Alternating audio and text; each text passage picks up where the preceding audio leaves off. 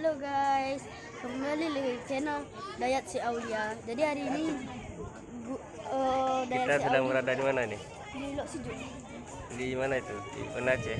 Iya, Banda Aceh.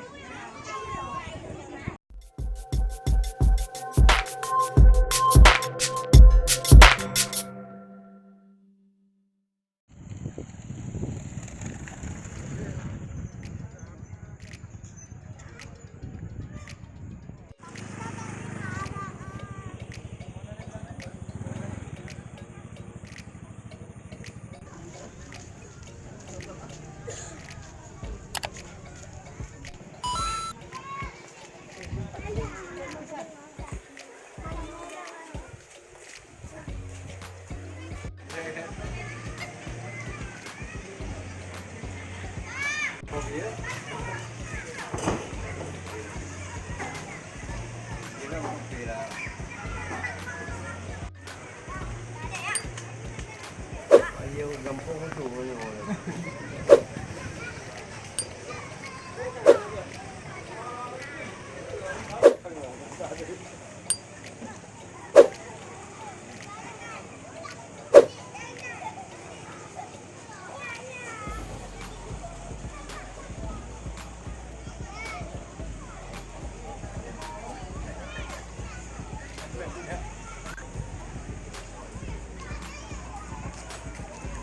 Ya, mau pulang ah.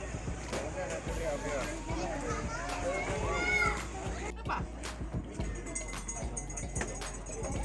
Cuci tangan. Angkat mau makan nasi. Ma ini Belum. darah lagi. Ya mau makan. Makan. Ma dia mau kelapa ma. Ini Mimi. Adik.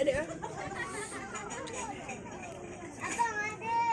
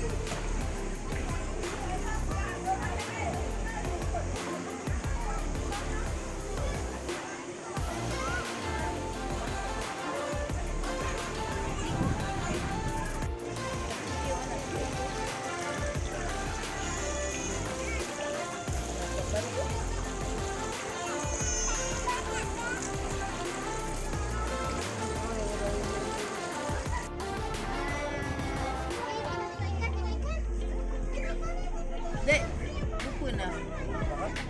Long iu.